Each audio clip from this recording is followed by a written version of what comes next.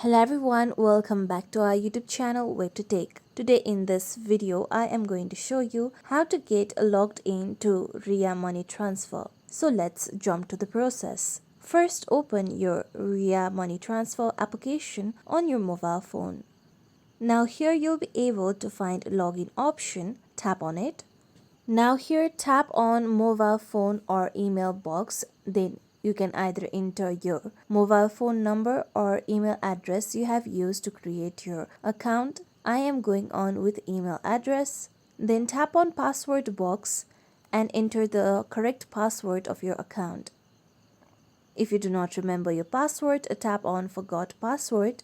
After you enter your login credentials, tap on login. With this, now you'll be able to log in to Ria Money Transfer account. This is how we can get logged in to Ria Money Transfer. Thank you for watching everyone. If you like this video, please like, comment and share, and don't forget to subscribe to our channel for more videos.